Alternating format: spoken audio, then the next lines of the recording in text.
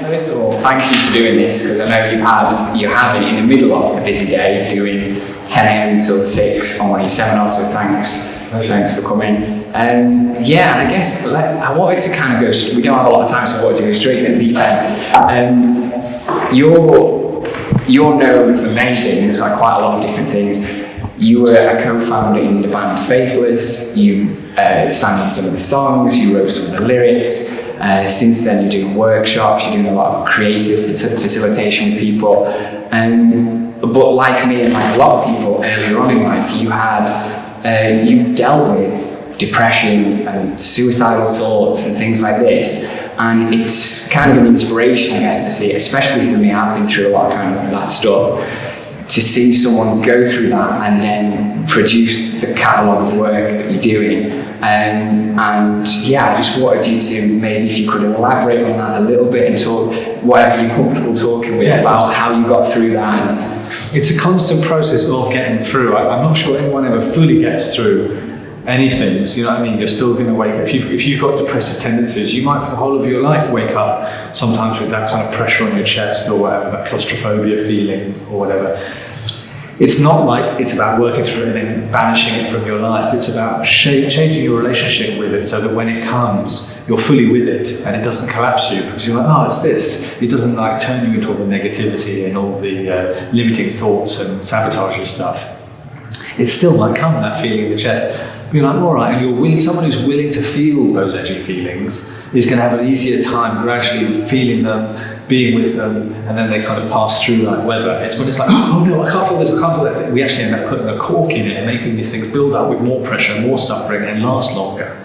So what I've just really learned is I was forced, as many people are by their suffering, to have to face it. I had so many panic attacks and so much stuff. There's no choice but to face it. And most people live that way until some crisis comes along that just forces them to turn feel it and be with it. We're just like, no, I don't like discomfort. Let's go to the comfy, Facebook, the fridge, whatever. So really the big turnaround for anyone who's going through stuff like that and doesn't know if there's going to come out the other end of it, the first step in coming out the end of it is, instead of constantly being like, I wish I could get rid of this, how can I be without this?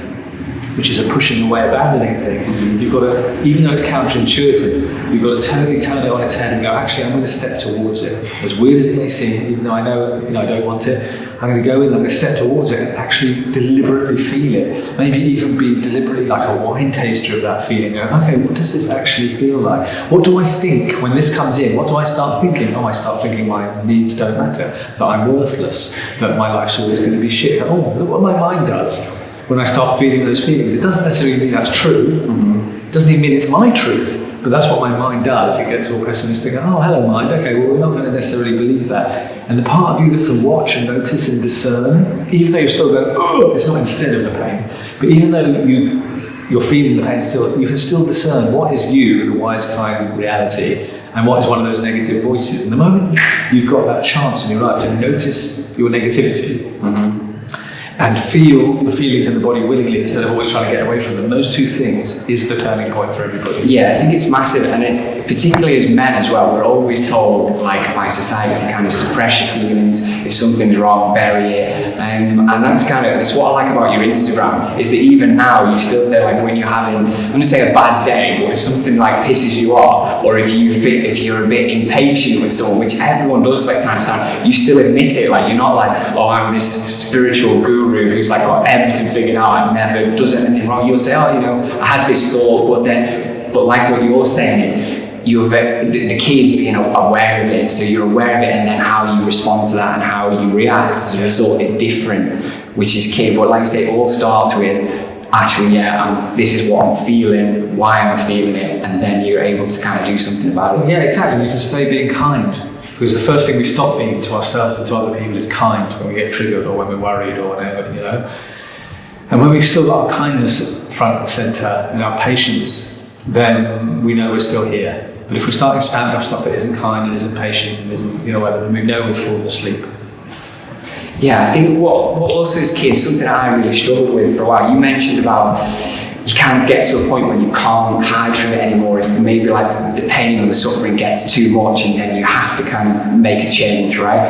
And that I struggle with that a lot, because kind of when I was at school, like I was kind of with the cool kids, I was like one of the class clowns, and you know, and then you grow up and then you start, maybe it's like 15, 16, you start realizing, I'm not really happy, like something's like not quite right here. But then because of the ego, and you think, I was like one of the cool kids, I shouldn't have to deal with this. And then there's like a resistance to spirituality, if you like. And for me, like spirituality it's just about emotions. It's about what you were saying, like understanding how you feel, understanding your thoughts, and changing that and feeling better. So could you explain like maybe your experience of spirituality, like how it came into your life and how you... It just happens that a lot of the Buddhist or Hindu or Jewish or Christian, a lot of that kind of data is very useful for self-help and for well-being and for living a life that isn't being yanked left and right and centre like a puppet on a string, being a martyr, being a victim, being an aggressive person, just being yanked around in the sea of thoughts and emotions. There are things within spirituality that are very helpful for that, like all of spiritual practices teach you how to breathe, how to slow down your breathing and just be here, rather than trying to run away and control it. Just like stop a minute.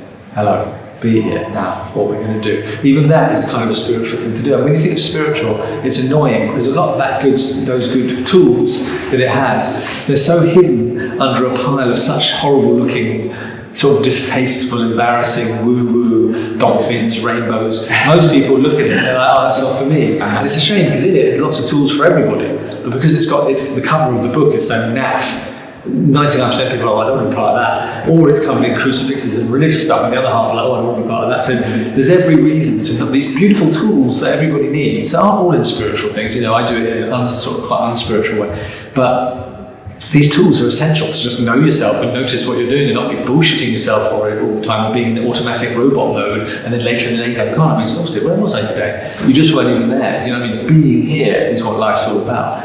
And that added to the fact that, as I keep coming back to again and again and again and again, it's not just noticing yourself, it's being kind about it. And that's another sort of spiritual thing, is you're not so vain or so sort of bullshit that you're being shitty to yourself all the time, exasperating with yourself and treating yourself the abusive way you were treated as a child.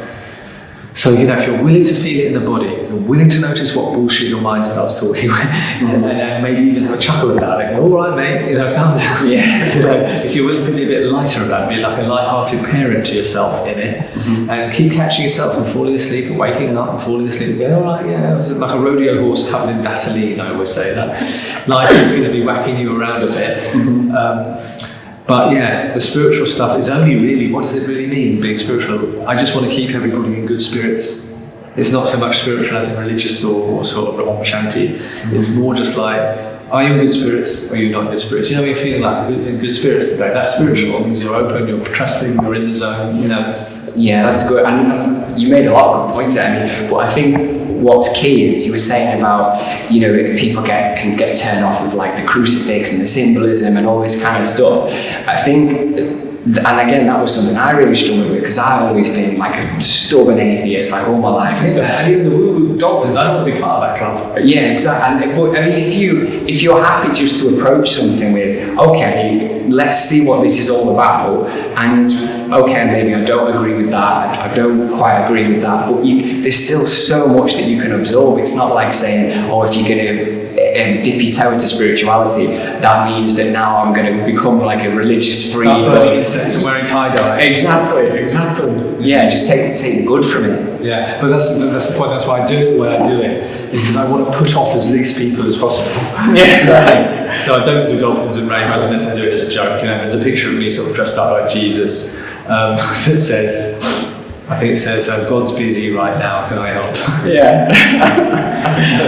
But like the silly side of it is sending it all up. But underneath all that stuff, forget about the religious stuff. The basic practices of learning how to feel your breath, being willing to feel your feelings instead of run away from them, watching your thoughts. A lot of spiritual practices, they have meditations where they watch the quality of the thoughts and the mind, and the Tibetan Buddhism and all that. You don't have to be a Tibetan Buddhist to sit there and look at how your crazy mind thinks all kinds of mad shit. Forget the Tibetan Buddhist part of it. Just watch your mind and go, wow, I'm thinking some very negative things. Is that what I really want to believe? And you realise there's a difference between you and your thinking thoughts. Even though we act all day like what we're thinking is me. I thought this, I thought that, I did this, I did that. We think it's us.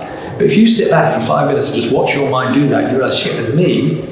And there's that stream of thinking, like Headfuck FM, like a radio station that's always on. And when you realise that stream of thinking that seemed so true and real before isn't true and real, suddenly you realise it's just a list of protections, it's a list of insurances against not ever looking shameful, not ever looking stupid, not ever getting broke, it's like the brain is constantly protecting against these things we just never feel, and scanning for any danger where we might feel that. But that's not who you are, that list of insurance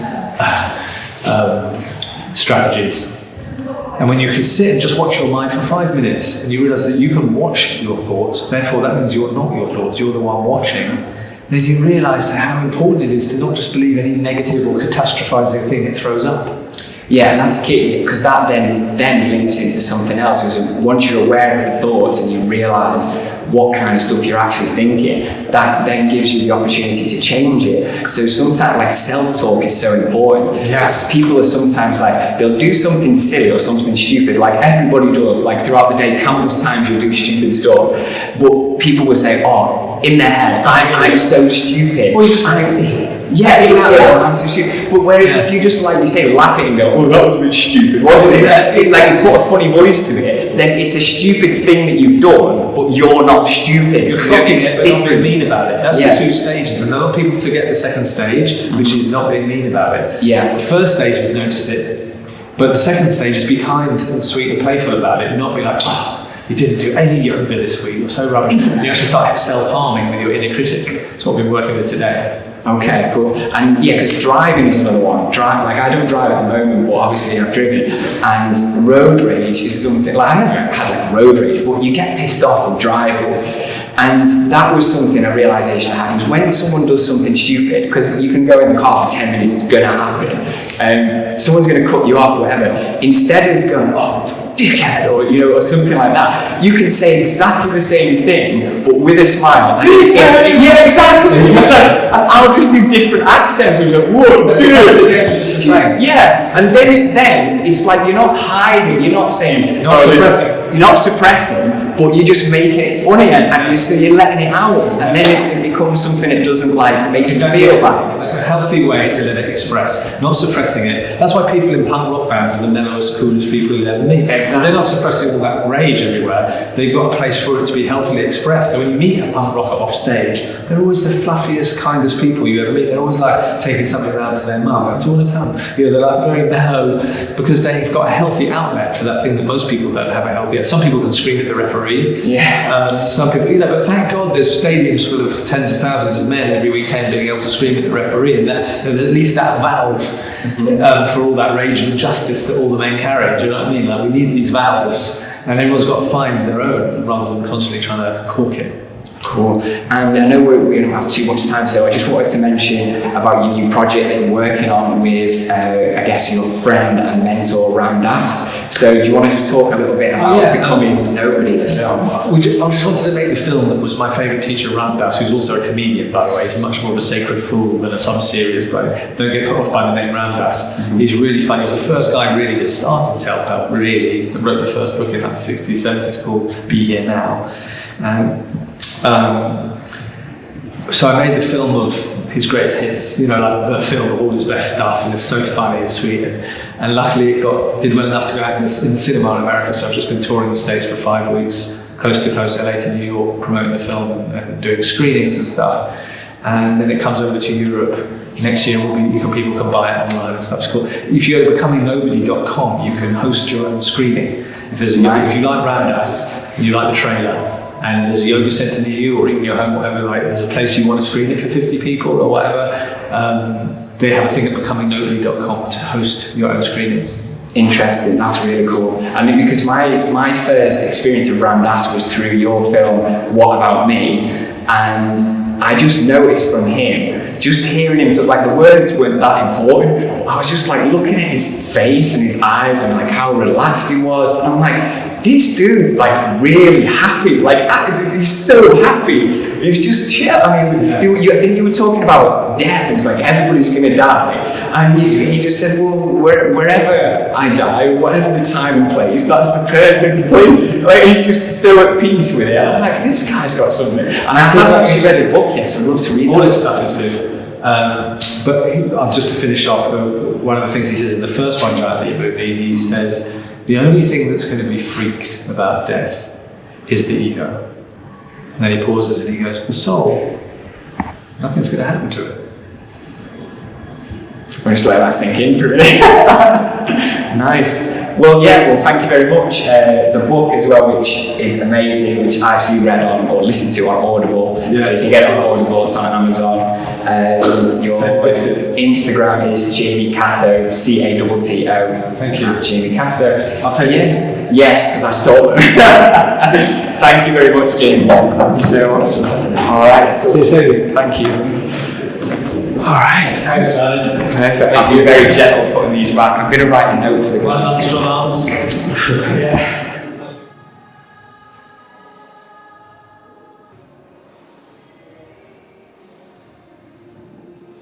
I've got space in my house right now, but I definitely want to get one of these.